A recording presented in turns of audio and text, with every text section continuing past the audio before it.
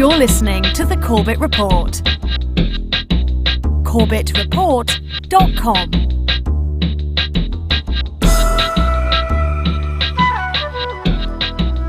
All right, friends, welcome back to the broadcast. Welcome back to Corbett Report Radio. I am James Corbett of CorbettReport.com, and I am coming to you, as always, from the sunny climes of Western Japan, where it is already the 10th of October, 2012. Thank you all for tuning in once again for tonight's edition of the broadcast. And just on a bit of housekeeping note, I'd like to apologize to any of the people out there who were waiting for last night's episode to show up on my own website. Unfortunately, there was some problem with the recording on my end, so last night's video did not get recorded properly. So there is no video from last night's episode, but the audio is now up on the website, so you can get that, of course, from CorbettReport.com, along with all the show notes from last night's episode. Also, on another housekeeping note, podcast episode 246 was posted on Monday, but because Blip.tv is having some problems converting the video right now, it looks like I'm not getting a downloadable MP4, and if this is all gobbledygook to you out there, that just means that I haven't been able to post that video to the website yet. So I'm trying to think of what else to do. I'd like to be able to get an automated conversion from YouTube or something, but of course, as you might know out there, my YouTube channel doesn't allow for full-length uploads. So if the owner of Take a Second Look News, the channel, is out there listening, please get in touch with me. Unfortunately, I'm ashamed to admit I don't have you on my email speed dial, but I'd like to get in touch with you about uploading directly to your channel in the future, because you've been doing such a great job of keeping that archive on your YouTube channel. But enough of that housekeeping and shop talk. Let's get to the meat and potatoes of tonight's conversation. Tonight we're going to be addressing a very serious topic that we broached on the program about a week and a half or 2 weeks ago. We were talking about pandemics and the types of emergency situations that can arise for whatever reasons that the powers that shouldn't be like to claim will give them the authority to do all sorts of things like enforce vaccinations and other things like that. So tonight we have, as a guest on the program, we have Alan Phillips, JD, the attorney and counselor at law at vaccinerights.com, and just reading from his biography here, he is a leading U.S. vaccine rights attorney. He advises individuals, families, attorneys, groups, and organizations throughout the U.S. on vaccine exemption and waiver rights, supports legislative initiatives aimed at expanding vaccine freedom of choice, is published internationally on vaccine health and legal matters, and appears regularly at rallies, conferences, and on radio and TV shows discussing vaccine right issues, and so he is in the right place, I would say, here on the program. So I'll let you go and continue reading that biography there on vaccinerights.com for yourself, but let's just bring him up on the show. Alan, it's great to have you on the program tonight. Thanks for joining us. Well, you're welcome. It's a real pleasure to be here with you this evening. Well, it's great to have you here because this is such an important issue, and it is back on the table once again, coming up in the headlines. For example, Rhode Island becoming the latest state to pass a mandatory vaccine law for medical workers, which we'll get into later in the program. But just here in the first couple of minutes, perhaps you can just introduce yourself and the work that you're doing there at vaccinerights.com. Sure. My work falls into kind of two broad categories. One is my law practice, where I focus solely on helping people with exemptions and waivers in over a dozen different categories. It sort of depends on how you count, but for me, any area that involves a different law, I count as a different category or subcategory. So of course we're all familiar with school exemptions, but there's public schools, private schools, home schools, military schools, colleges. A separate category, colleges, for healthcare curriculums where, say, nursing students and med students and other programs have to do clinical work in local hospitals, and they run into a whole different situation, not state-required vaccines, but the hospital policy requires vaccines. Immigration, which includes foreign adoption, people have different law there, or they have vaccine requirements. Have military, different branches, military families, as well, military contractors, all different areas where vaccines are required and different law applies. Something that I refer to as vaccine custody disputes, where the typical case where parents agree not to vaccinate the kids and then they divorce or separate and disagree about whether or not to vaccinate the kids. Whole different way that those cases need to be approached in other kinds of custody cases. A bewildering array of materials there. And unfortunately, we're coming up against the first break, so we'll have to take a break. But we'll be right back once again talking to Alan Phillips, vaccinerights.com.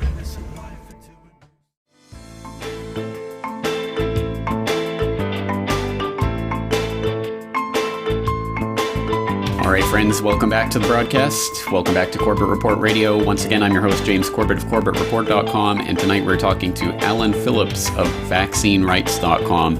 I hope you will go there to check out the work that Alan is doing at that website. There's tons of information there on all sorts of things related to vaccine rights, exemptions, waivers, and the tricky and sticky, thorny legal issues that one can wade into in all sorts of different aspects. And he was just going through some of the groups of people that he works with on these issues, and it's just bewildering how many different types of exemptions and waivers and situations and cases there are out there.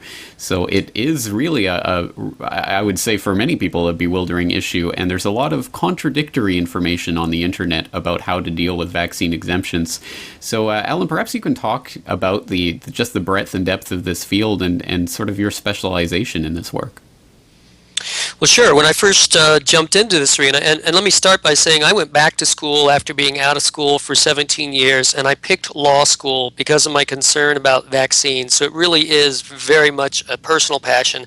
I had been doing a little bit of writing before on the issue before that time, but I have found that it's just much broader and deeper than I originally thought it would be. And so I mentioned, a lot of the areas that I've worked with people. Vaccines are mandated in many different areas in the U.S. that I wasn't aware of at all when I first started. And I see more and more mandates. I see, for example, healthcare workers, since the so-called pandemic, hospitals around the country have been mandating flu shots for healthcare workers. Get the shot or you're out of here.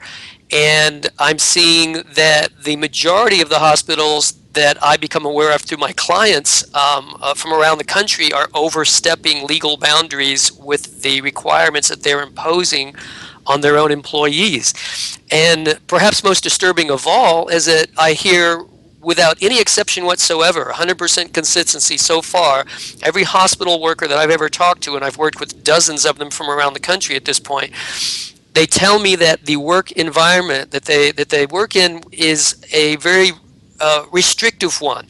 You're expected to do what you're told, not question anything, not challenge anything. If you have an opposing opinion, you keep it to yourself.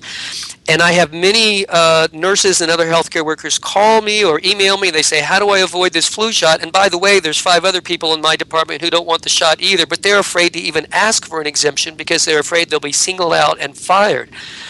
This is disturbing to me that a healthcare professional is not allowed to voice, let alone act on, their own professional opinion about a healthcare matter. This is a very disturbing scenario we have here. It is, and it goes right to the heart of this issue and the issues that surround vaccine exemptions, because obviously healthcare workers are on the front line, so to speak, of this type of issue. So you mentioned that some of the hospitals are overstepping their legal boundaries in mandating these vaccinations for their workers. What are those legal boundaries, and what kind of gray area does this fall in? Well, for the most part, what I work with, let me back up a step. For the most part, hospitals are mandating this as a matter of company policy. Now, there are some laws at the state level that mandate vaccines for healthcare workers, and I think we'll probably see more of those laws. But either way, whether it's a company policy or a state law mandate, federal civil rights law, and in particular Title VII of the 1964 Federal Civil Rights Act, requires employers not to discriminate against their employees for on many different accounts: race, color, religion, sex, national origin. But for our purposes, religion. And if you have religious objections to the vaccine or any need for what they call religious accommodation, employers are required to accommodate their employees' religious beliefs and practices, unless it's going to cost them a bunch of money to do that or cause them some undue hardship, is the phrase in the law. So with regard to religious accommodation, it doesn't matter under federal law and under the First Amendment whether or not you belong to an organized religion or which religion you belong to. If you do, you get to decide what your religious beliefs are, and you can be the only one on the planet with your particular religious beliefs. If they are religious and if they're sincere, the employer has to accommodate you. But what I see in the vast majority of hospital policies is they're saying you've got to have a member of the clergy back you up on this. Now, at first I thought, well, am I missing something here? Because so many of the hospitals are doing this, but I very quickly got over that and realized that, yes, I'm real clear and solid in my position about the law. Now, you never know it all. God willing, I'll keep learning more. But I feel really clear about this, and I've had some real strong validation from hospitals and my clients validating that my understanding of the law is pretty much on target. So when they do these overreaching requirements where they want to have a member of the clergy back you up, or they want you to be a member of a church with tenets opposed to immunizations, they're really overstepping federal boundaries with that. And I think increasingly I have been leaning more and more in the direction of they're doing this on purpose, because they know that a lot of people will screen themselves out, not knowing any better. Oh, I don't have a member of the clergy who can back me up. I guess I can't get the exemption. And if you do decide to challenge this, if you're a healthcare worker, if you are rejected, you ask for a religious accommodation or religious exemption to the vaccine and they reject you, your legal recourse as a starting point is to file a complaint with the Equal Employment Opportunity Commission, the federal agency that enforces the anti-discrimination laws.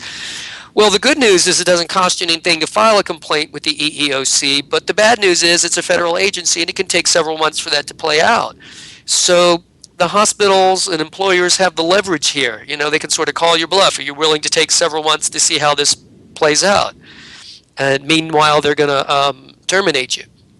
Or other situations, people on the other side have the leverage. You know, are you willing to sue a school, for example, a private school, to make them take your child? You know, if they're rejecting your child, even though maybe you're in a state, and this varies from state to state, but even if you are in a state where the private schools do have to accept a religious exemption. But let me just say one other quick point, because the full conversation is an involved one that we don't have time for tonight, but in general and in brief, what qualifies for a vaccine religious exemption is really, really broad. Many people say, oh, I'm not a Christian Scientist or Amish, I guess I can't have a vaccine exemption. You know, it doesn't matter what church you belong to or whether you belong to any church at all. Anybody who's not an atheist can potentially qualify.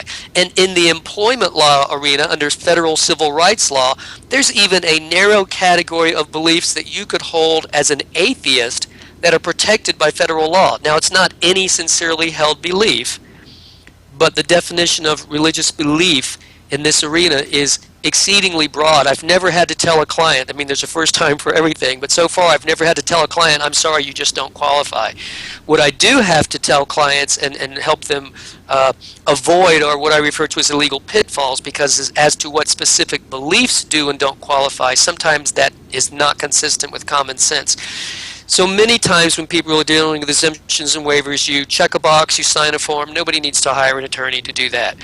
But if you're in a situation when you have to state your beliefs, that's a place where I recommend that people do consider getting professional help, because there are some legal pitfalls. And if the people on the other side do their homework, they can reject a lot of people who aren't aware of, in more detail of how the law works. We got a real classic example of this in New Mexico. They just recently changed the law where now, starting with the current school year, to exercise a religious exemption, parents have had to state their religious beliefs. And I have heard anecdotally that they're rejecting people left and right down there because they are doing the very reasonable thing of writing down what they think their beliefs are and what qualifies and so forth, and many times they're being rejected. So it's a tricky arena, to be sure. It certainly is, and the religious exemption is one category, but I'm given to understand there's something known as conscientious objection as well that doesn't rely on religious beliefs. Is this just a myth, or is this something that only applies in certain states, or is there some other category altogether? Well, there are, loosely speaking, three different exemption categories: medical, religious, and then philosophical or personal beliefs, what I think we refer to as conscientious.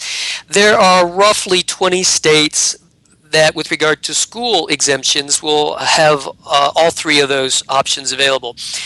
However, I recommend, even if you're in a state that has the philosophical exemption, that you consider the religious exemption and see if you don't qualify for that. And the reason is that with the religious exemption, even when your starting place is a state statute, You also have federal First Amendment rights. The First Amendment to the U.S. Constitution includes what's called the Free Exercise Clause that refers to the free exercise of religion. And a state religious exemption law also comes with federal First Amendment rights. Federal law is a higher legal authority than state law.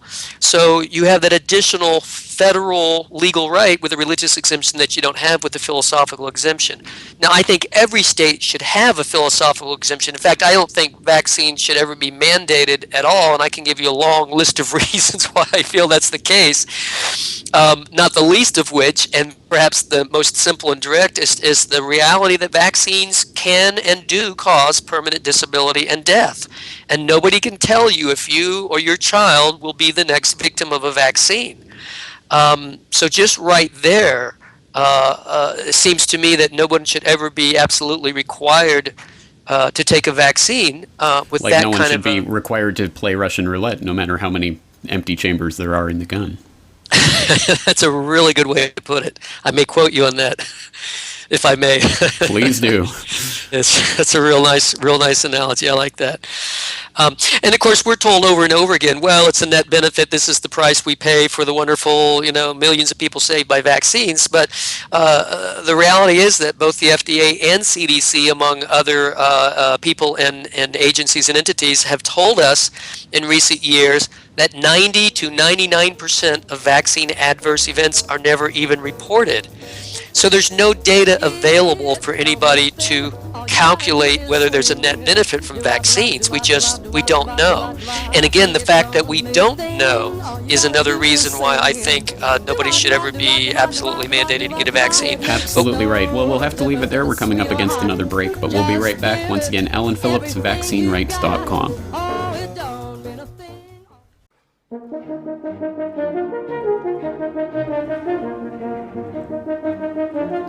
All right, friends, welcome back.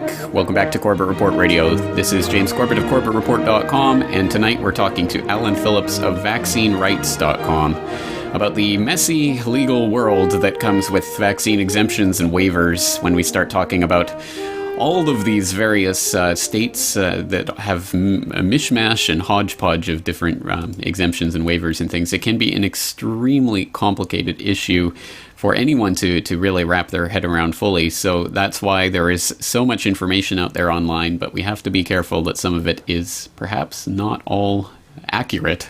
So Alan, I understand that you have written the authoritative guide to vaccine legal exemptions that's available there on vaccinerights.com. Let's talk a little bit about this ebook. Sure. Just as many people feel that with regard to the vaccine issue in general, there's a certain body of information you need to have to be able to make an informed decision. And in particular, you need to go beyond sort of the mainstream authoritative positions and statements, because there's a lot more to the story than just those views and positions and statements. Well, in a similar sort of way with the vaccine exemption waiver arena, I feel that there's a minimum body of information that people need to have in terms of understanding about how the law works in order to make informed decisions about vaccine exemptions and waivers. As you mentioned, and it's a real sensitive area for me, there is a lot of well-meaning but ultimately incomplete or misinformation on the internet. Many anti-vaccine websites have terrific information about why you might want to postpone or delay or do an altered vaccine schedule or maybe even forego vaccines altogether. When they start talking about the legal arena, the rights and procedures, in my experience, most of the time they end up with a mixture of accurate and inaccurate information. It's just that the legal systems we have in this country are just more complicated than most people realize. And to me, it seems that they mirror the complexity of our society. When you think about it, we have an enormously complex society, and our legal system, I believe, mirrors that complexity. So in any event, it's really important to get your information from an authoritative source. If you want to know what the law is, it's better to go look at a statute or regulation than it is to ask somebody on a Facebook group, although you can get a lot of great moral support and practical information from Facebook groups and Yahoo groups and so forth.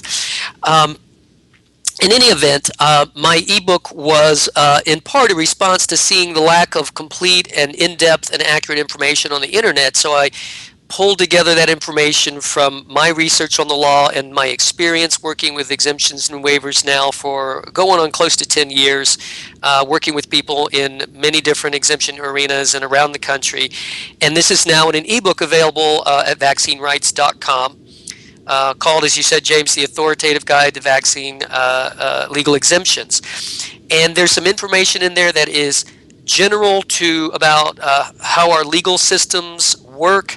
Then there's information specific to vaccine exemptions and waivers, and more so than otherwise regarding religious exemptions, because that's the exemption that's available to more people more of the time, and the one that is also legally more complicated.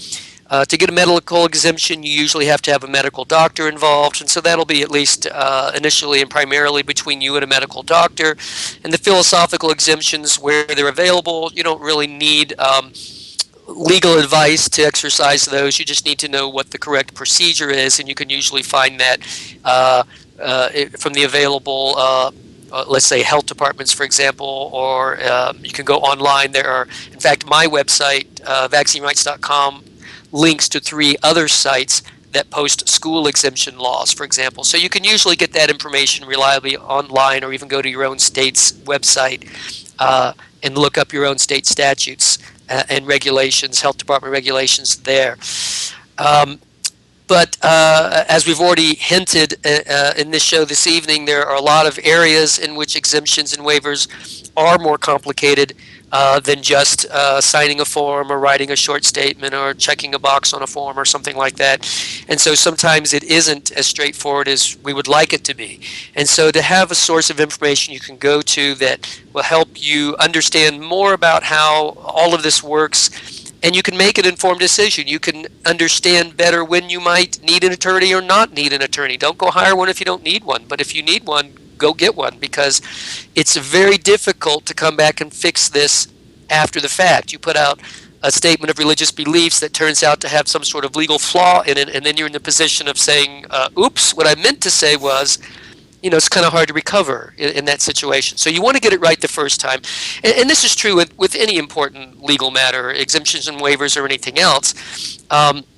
A lot of times, I tell you, attorneys make a lot of money trying to bail people out of situations that they could have avoided altogether. They've just done an inexpensive consultation up front. So, something to think about in this arena or any important legal arena. Exactly right. Well, okay, excellent. So again, people can find out more information about how to purchase this from vaccinerights.com, and there's a link to either purchase an ebook that you can download, or you can get a physical CD delivered to you. So all the information is there on vaccinerights.com. We're heading up to another break, so let's take a short breather. And when we come back, we'll continue talking about the vaccine rights and exemptions, and specifically what happens in times of pandemic response emergencies. So emergency response, I should say. So if you want to get in on tonight's conversation, the phone lines are open, 1-800-313-9443, especially for anyone out there who actually believes that there should be examples of mandatory vaccination laws. If you want to make that case, I always get emails from people who want to try to make that case. So if you want, we'll open up the phone lines. We'd like to hear your position. So 1-800-313-9443. We'll be back right after these messages.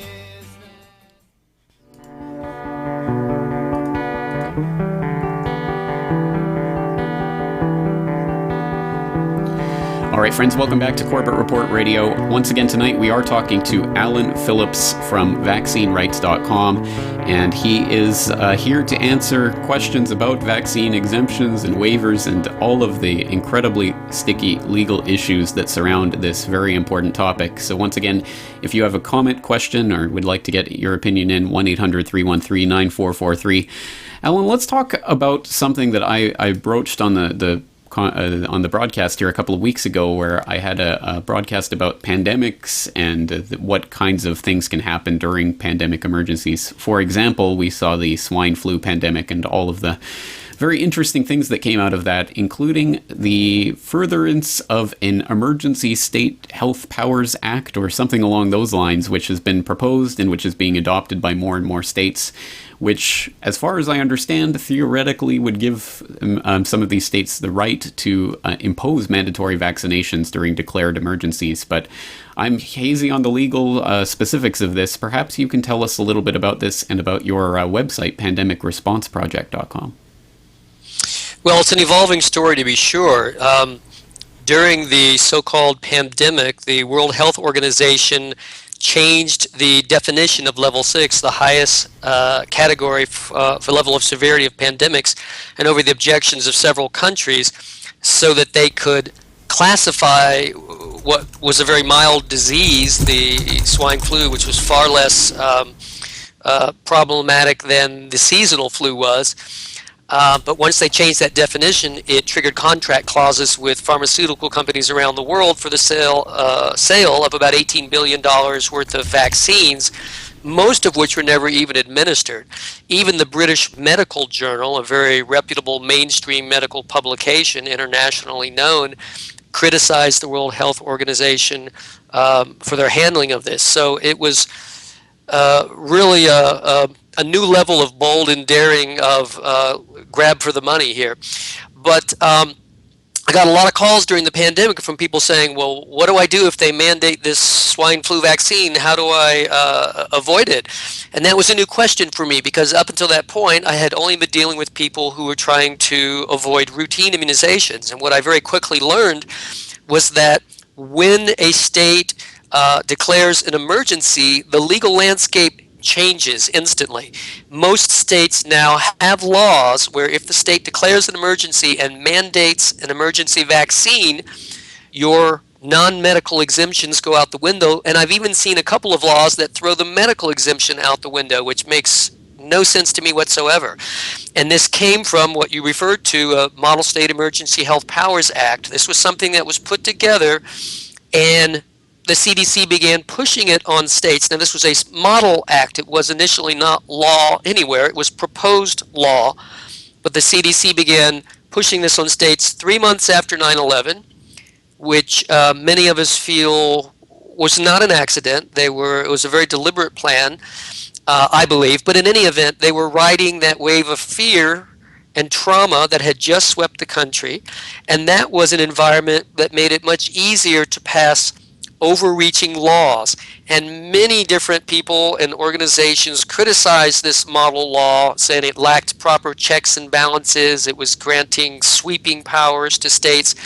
But many states passed at least some part of this model act since 9/11. And so we have a condition now where many states can mandate an emergency vaccine, and your option to say no thank you in terms of available state exemption law may be very limited or even non-existent. And if you refuse the vaccine anyway, in many state laws, they can quarantine you and they get to decide where. And I tell you, I have spent many, many years either completely ignoring or, if I did anything, laughing at many of the so-called conspiracy theories, just sort of, saying there are crazy people everywhere. But I have seen more and more evidence over recent years pointing me back in the direction of at least some of these so-called conspiracy theories. For example, in February of 2009, Baxter, a leading international pharmaceutical company, sent contaminated vaccines to Europe. And by chance, because it wasn't a requirement, some Czech doctors tested the vaccine on some ferrets and it killed all the ferrets, and they looked into it. These vaccines contained live avian bird flu virus mixed with seasonal flu virus. And the medical people that I've spoken to, James, tell me that this is not something that could happen by accident. It's not the sort of thing that one psychotic rogue employee who has a key could slip in at night with a little test tube full of bird flu virus and pour it into a vat somewhere. This is something that a group of people would had to have known. They used what's called a bio-level safety 3 protocol, very, very strict protocols when they're working especially with live viral components in developing vaccines. I can't think of very many reasons why somebody would do that. The two that, and it's speculation, frankly, and admittedly on my part, but the two that come to mind is they either were trying to make a lot of people sick so they could sell them the solution, or they were trying to kill people. But in either case, it seemed to be a blatant disregard for potential harm that it could cause people. And these are the sorts of things that come up in one form or another over and over again that make me just wonder what is really going on behind the scenes here, who's orchestrating it, what's the end game? And I don't have answers to these questions, but I see enough documented things going on, behaviors and events, that these questions become very reasonable questions for us to ask and to be looking for answers to.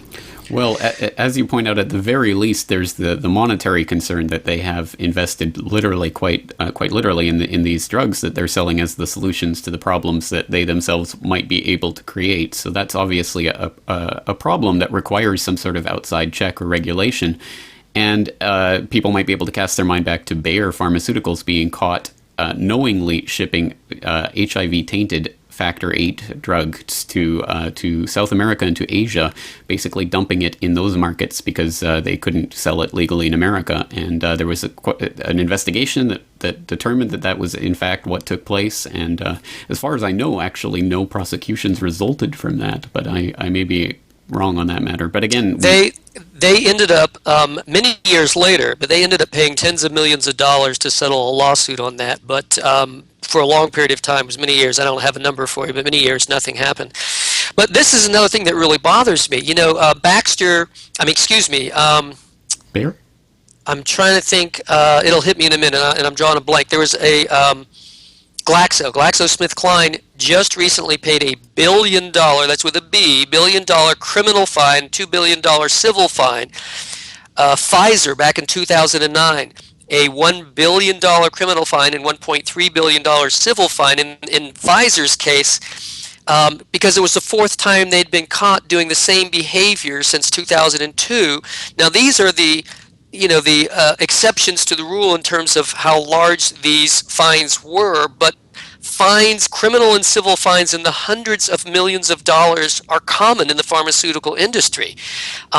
We should be very concerned about this. This is an industry that routinely engages in criminal behavior. Now, they pay the fines, nobody goes to jail, and they keep on going about their business. Apparently, it's just a numerical calculation for them, and it must be a net gain or they wouldn't keep doing the same behavior over and over again. Glaxo had set aside $3.5 billion, and lucky them, they ended up only paying $3 billion. You know, they came out ahead in that one. And I'm not meaning to suggest that they were happy to pay a $3 billion fine, but they keep doing this. And in the pharmaceutical industry, in the healthcare industry, when you engage in criminal behavior, people's lives are at risk or affected. And this is really disturbing. So just on a purely philosophical level, for example, tying this back into vaccines, I don't think anybody should ever be required to take a product from an industry that routinely engages in criminal behavior. It just doesn't really make any sense. That's exactly on that right. level. And again, tying that back into the swine flu phenomenon, we saw the Council of Europe come out with their investigation, which basically concluded that indeed there was financial motivations behind the people who helped to declare that pandemic emergency at the WHO level, who had ties to the boards of some of these vaccine manufacturers who made billions of dollars in profits because the declaration of pandemic actually necessitated the production and purchasing of these vaccines by various WHO members. It's just an atrocious state of affairs. But regardless of how these pandemics develop, it does raise the very real question of what people can do in those situations, or is it simply too late once the pandemic has been declared? Is there something that people can and should be doing before we get to that situation to make sure that this type of situation doesn't develop?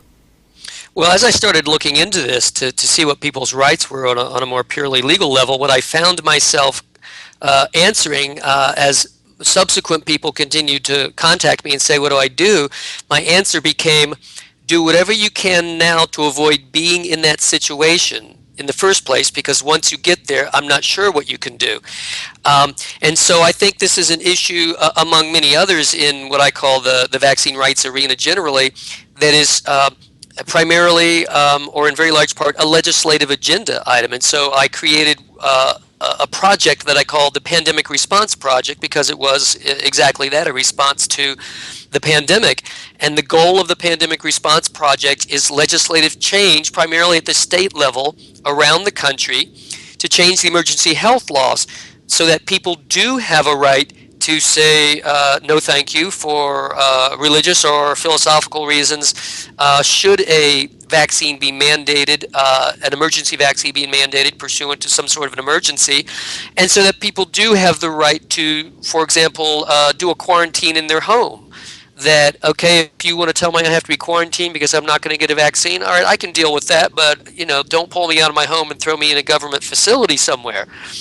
And these are very real possibilities under many current state laws that they can say, nope, there's no exemption, and if you still flat out refuse, they can quarantine you, and in many cases they get to decide where and for how long and so forth. So the laws that have been passed, they're going to vary from state to state, so everybody has to look at their own state's laws on the issue. But some of them many of them are overreaching and raise quite a concern to those of us who would like to have the right to refuse vaccines wherever they may be required or recommended.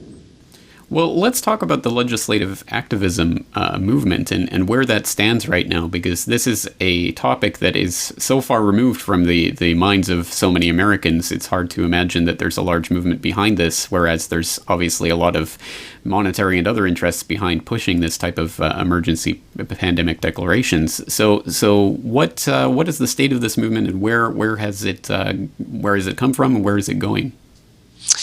Well, let me start first by saying that I have spent, I'm very particular to the best of my ability to be careful about the words I choose, the things I say, supporting as best I can with credible references and so forth, any assertions that I make, because my own credibility and my own clarity and understanding on this issue is critical to me. And I am not the kind of person to resort to sensationalism, for example, in order to try to stir up people's emotions or what have you. But even I have found myself in recent months using a phrase, vaccine police state, because what I see happening on multiple levels and in an increasingly aggressive manner is the pharmaceutical pro-vaccine agenda playing out on multiple levels, and in many cases overstepping boundaries, legal boundaries. I mentioned earlier in the healthcare arena where hospitals are implementing policies that are in violation of Title VII of the 1964 Federal Civil Rights Act. And I see legislatures, state legislatures around the country now in the last several months, maybe half dozen or more states have passed new laws restricting access to exemptions for parents and their children in school, for example. And in at least a couple of instances, I think the laws are unconstitutional. And this has been a very sobering lesson for me. The technical reality is that whenever a legislature passes a law, it is deemed to be constitutional unless and until a court formally rules and adjudicates that it is unconstitutional. What this means is, as a practical matter, is that legislatures can enact any law they can get the votes for. So they all take oaths to uphold the state and federal constitutions, but where the rubber meets the road, they ignore that oath many times, and they just say, well, we're going to pass whatever we want to pass, and for political reasons. And then if somebody thinks it's unconstitutional, well, it's up to them to find out how to get that into court and get a judge to rule on it.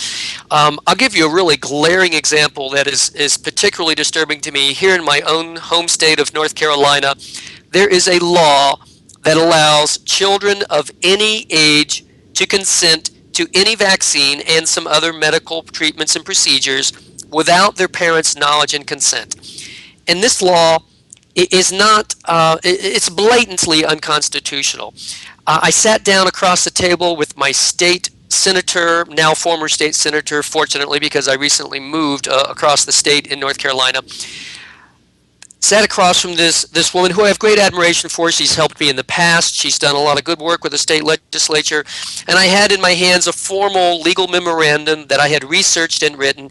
And then the short story is that this law in North Carolina conflicts with 4 state and federal statutory provisions and 4 state and federal constitutional provisions. It's a really, really bad law, and it was enacted supposedly for a purpose that is already covered by other laws, and so it's a completely unnecessary law. And I made these arguments to my state senator, and she didn't disagree with me on any single one of those points. But she looks me straight in the eyes and she says, I can't help you. We have the University of North Carolina hospitals in our district.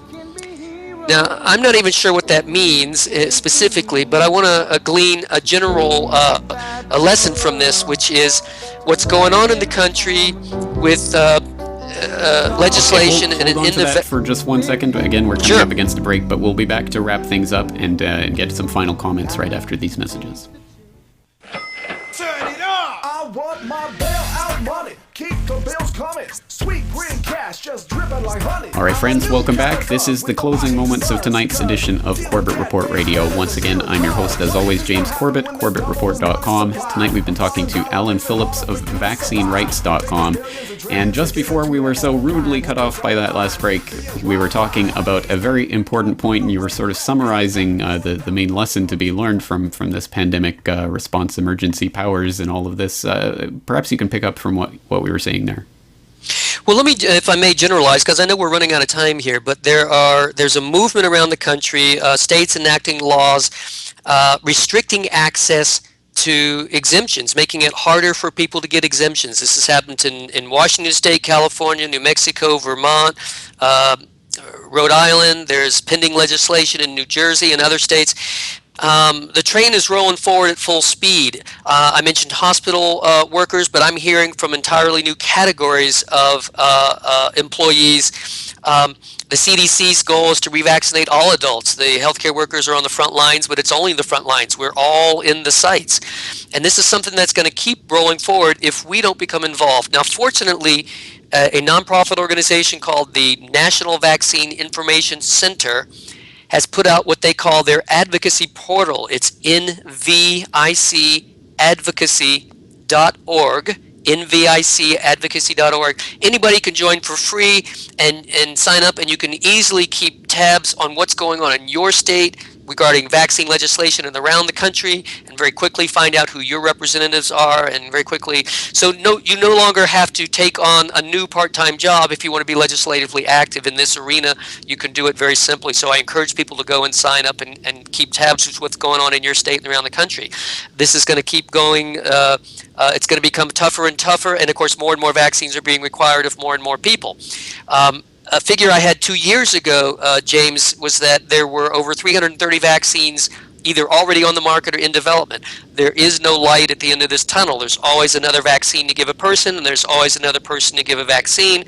And the estimated gross profits internationally just this year, 2012, are expected to be about $38.8 billion, and that's increasing at about 11% each year. So there's just incredible incentive to push more and more vaccines, to make more and more vaccines be mandatory on more and more people, and to restrict people's access to exemptions. And we're going to have to get involved if we want to stop that and roll it back in the other direction.